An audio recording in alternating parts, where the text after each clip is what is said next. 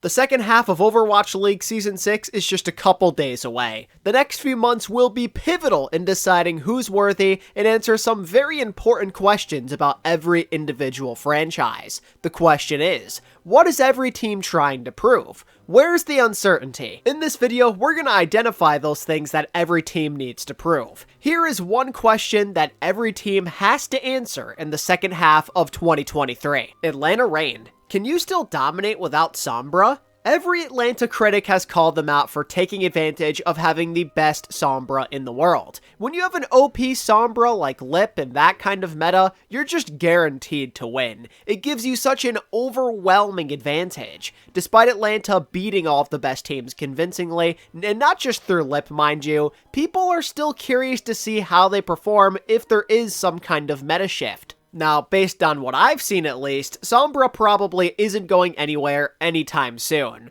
But this question could become a lot more prevalent come playoff time if there is some kind of major balance patch by then. If Atlanta show they're still elite even with a completely different meta comp, nobody can doubt them anymore. Not that they have many doubters at this point as it is, I'm just saying. That's basically the only thing between them and potential immortality. And if this consistency goes nowhere, I'd say the title is probably as good as theirs. The Boston Uprising. Where do you go from here? Boston are in a pretty strange place. They just had a relatively decent start to their season, but nobody can deny that they're inconsistent. Sometimes they just have those games, or even weeks, where they're either sucking real bad or they're playing down to their competition. And for that reason, they just aren't considered to be a true contender right now. And it seems that Boston recognized this. No more striker, and no more Coach Dongsu. Boston are going all in on a mindset change with Moby Dick and Kareev taking over the coaching staff. Is this going to be enough to make the players play better? Will it get them to overcome obvious errors that sometimes plague their gameplay? Boston have to get out of their own heads and show us that these main issues definitely did stem from a lack of discipline. If they fail, and they can't really make any real meaningful progress, we can't make any more excuses for them, and it'll be time to seriously question if there was even a point of making this roster to begin with. Dallas Fuel. Will a Junker Queen buff be enough to save you? Finally, Dallas fans have arrived at the moment they've been waiting for. A more favorable Junker Queen patch for their guy Hanbin. Dallas just got a lot more versatile potentially. They have a potential opening for Hanbin to carry them to the promised land between his Junker Queen, Ramatra, and Diva mechanics. They could be a lot more versatile on paper. Emphasis on paper though, as Queen being a bit stronger really doesn't provide any guarantees. After all, she's still more of an anti-meta pick, as Winston is still looking to be the mainstay in the compositions, so Dallas will be operating at a disadvantage no matter what. They'll have to show us that playing around Hanbin and potentially Edison's hit scan is enough to get them by. If the Fuel want to have any sort of chance of defending their title, it just has to be enough. Otherwise, they're going to be watching this year's playoffs from the sidelines. The Florida Mayhem. Can you elevate yourself to Atlanta and Houston's level?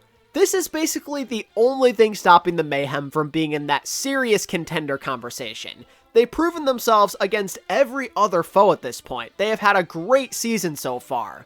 But unfortunately for them, there is an obvious tier break between them plus Atlanta and Houston. And if you can't beat those guys, you're just not going to win a championship. Your path to one is going to go through at least one of them no matter what. The Mayhem have to crack down, not let the pressure bite them, and beat one of these two heading into the summer. If they want the improvements to keep coming and be one of those teams that's seriously in the running come playoff time, they've got to prove themselves. Last year was the building year, and now it's time to deliver. The Guangzhou Charge. Can you be clutch when it actually matters? I'm sure a lot of you probably saw this coming. Guangzhou have looked pretty good at times this year. They've shown that they can absolutely be one of the best teams in their region, and I would not be surprised in the slightest if people like Choi and Zernia step up their games if they got an actual opportunity against the West.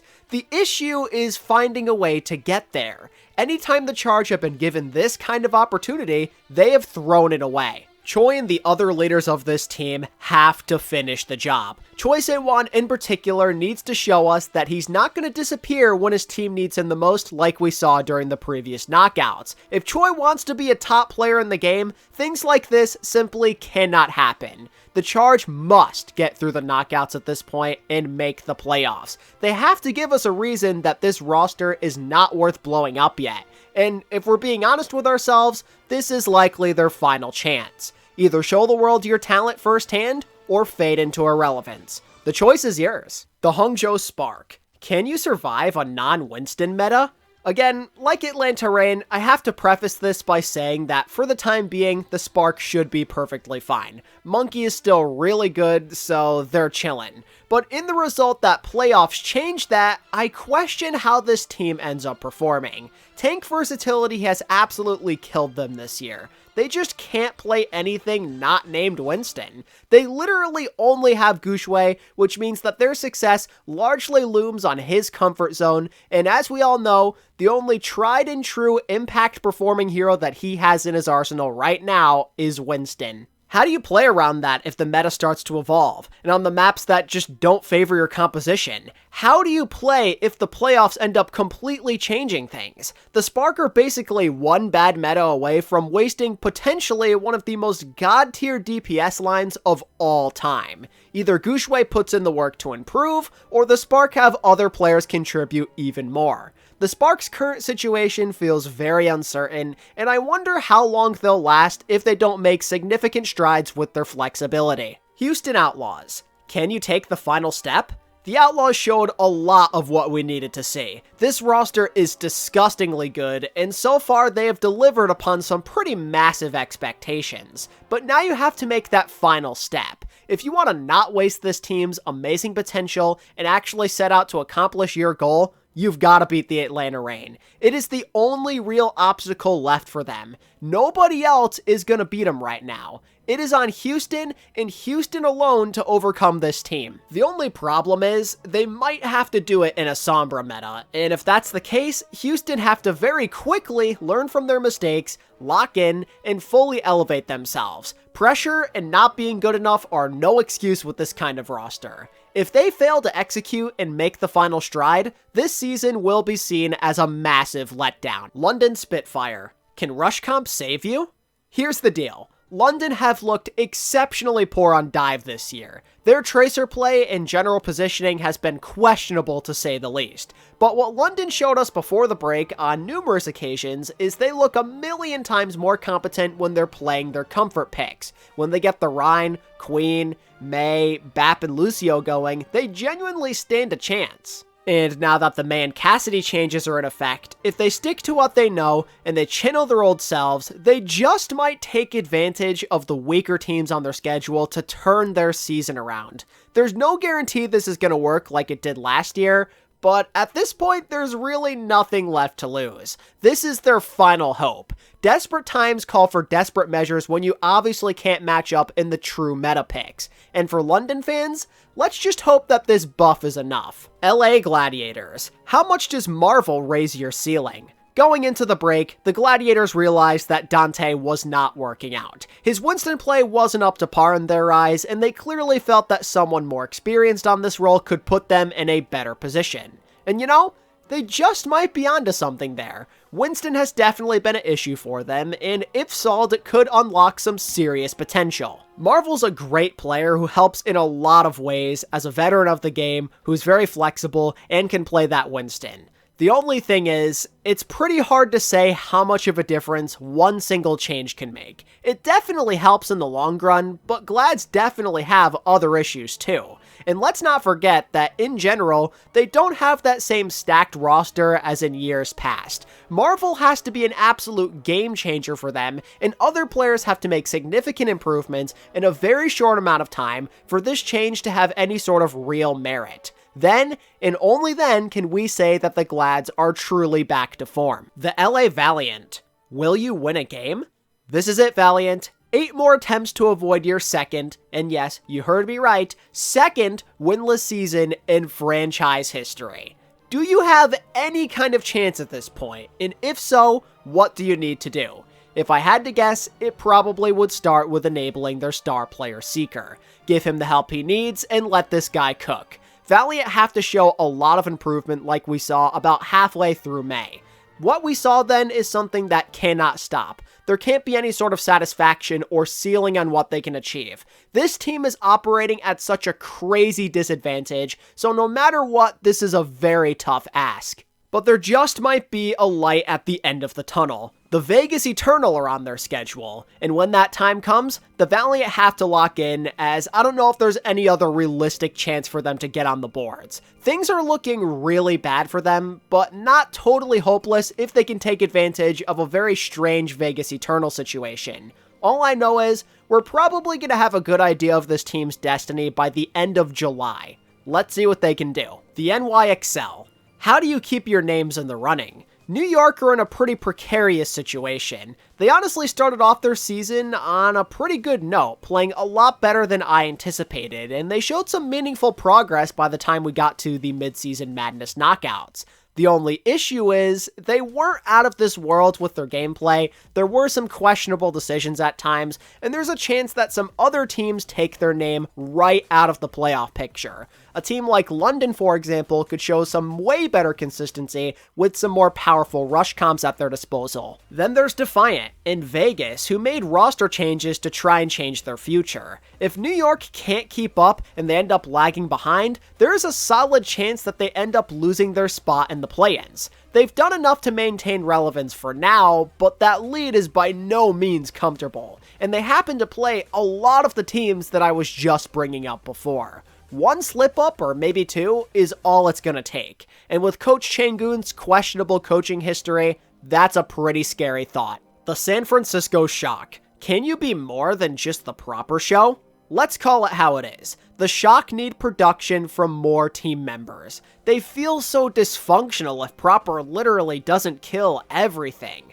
They can't play any comp particularly well, their support line is constantly in disarray, and they don't have that solid, consistent second playmaking option outside of proper. Sometimes they get it from Heesang and Junbin, but not consistently enough. This is all going to have to change if the Shock plan to not have a colossal disappointment of a year. As of this video, nothing's been made official yet, but with rumored support and DPS changes on the horizon apparently, maybe they could get the boost that they're looking for. At least I hope so, because if they can't become more well-rounded, their season's actually done. The Seoul Dynasty. Is Easyhan enough? Seoul during the break recognized that what they're doing will not work. Severe underperformance issues outside of profit has them struggling to win games even against contenders teams. Enter Easyhan, who played very well on Dreamers and is a proven OWL veteran. He solves a lot of hit scan and consistency issues, and he's a noticeably better Sombra than what Profit was bringing. That's two big problems knocked out at once potentially. The only question is, can Easyhan by himself really be the one change that puts Seoul back in contention? I'll be the first to admit that his Sombra play should be a massive upgrade right from day one, but they've been suffering from some other issues like lackluster support play and inconsistency at tank. The Dynasty have a lot of work to do, and they're trying to play out of a big hole that they dug for themselves. Can only like one or two roster changes be enough to change their fates? Let's find out. The Seoul Infernal. Will you finally break through? Infernal have been dealing with the same problem literally since their existence started. Whenever they're presented with a chance to do something special, they either choke or get second place. The current core of players have been really talented so far, and up until mid-season madness, they were damn near flawless with their play. But the moment there was any kind of pressure, something seemed to always go terribly wrong. It's like they forget how to play Overwatch when there's actually something meaningful at stake. They must navigate through these LAN environments without getting so nervous. It's year 2 of the Zest MN3 experiment. You have Mag and Skewed who are also very accustomed to these kinds of situations. Like, if you still can't figure it out after all this time with all these veterans, you have to seriously start contemplating a rebuild. How Infernal answer this burning question could decide their entire future. Shanghai Dragons. Can you perform with a real tank? Alright Shanghai fans, you're done. The painful Fleta tank experiment is over, you can finally breathe. You got your main man Fate back in action to enable your DPS better, and at least play a respectable Winston. That in itself is going to solve a lot of Shanghai's fundamental problems on paper. But given how the Dragons have done as a whole this year, we can't say for certain if this is enough to propel them back into relevance. The team in general has looked all sorts of bad, and it's not exactly like Fate is the hard carry type of player. He's better on enabling his teammates, and if the team situation is still really bad, then that's never going to shine through. And honestly, he himself has questions to answer as a solo tank. It's never something we've seen at this level before. What the Dragons did, I think, in the short term is smart, but it's far from a perfect solution. There is still a lot to prove, especially for a team that couldn't even beat contenders teams just 1 month ago, and on top of that, they're running out of time to catch up. This Fate signing needs to be an absolute home run, otherwise their season is absolutely done. Toronto Defiant. How will you cope with mid-season changes? Defiant are taking on a brand new challenge in a panic attempt to turn around a season full of turmoil. The cost? Breaking up a close band of brothers. For the guys still there, you have to ask, how are you going to cope? How do they press onward knowing that management wanted to break up their friendship for something different? Maintaining a positive mentality in that kind of scenario is not easy. This is a business, these guys are professionals, everybody wants to win, but when you have certain attachments after literal years of planning and playing together, that can kind of mess you up mentally. The new talent they picked up could actually be really good for them, but now you have to fully accept those guys, find a way to synergize with them in a short amount of time, and actually execute and improve as a team. In a sense, you are starting from scratch halfway through this season, and given their brutally hard strength of schedule ahead, Toronto are in for one of the most uphill battles in the league. If they can overcome this, it'll be massive, but that is a big if. The Vancouver Titans. How do you handle the post-Aspire situation? I mentioned this in my pressure video, so I'll reiterate some of these points. One of their own guys turned out to be a really terrible person. Mentally, that can put your other players in a very strange place. Your org is under a PR crisis. You yourself are playing with a shock factor now, and you still have to focus on staying afloat to make the playoffs. It's a serious distraction. And now you have a new guy coming in to play Hitscan and fill the void. No matter how much you're disgusted by his actions, nobody can deny that Aspire was one of Vancouver's most important players. Replacing that mid-season with a contenders player is really tough. The other four have an even bigger burden now as they try and adjust and make up for that playmaking that's gone. The adjustment that the Titans face is quite serious, and if it proves to be too much, this year is going to blow up right in their faces. The Vegas Eternal. Are new pickups enough to save you? Okay, Vegas, you finally realized you suck, and you did something about it. Congrats! Knife, Tuyu, and Irony are excellent additions, and they provide so much depth and playmaking to your team. Dove finally has some much-deserved help. There is enough talent to win games on paper.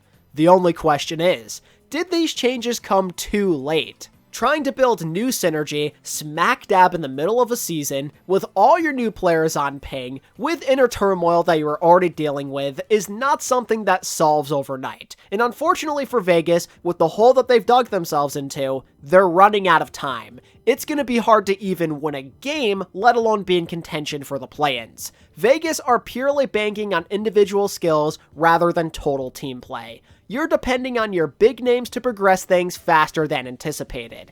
That is a pretty big risk that you're taking. I understand why you do it, but regardless, it is still a risk, and if it doesn't pay off, they just might end up being the worst team in the league. The Washington Justice. Is a support change enough to elevate you?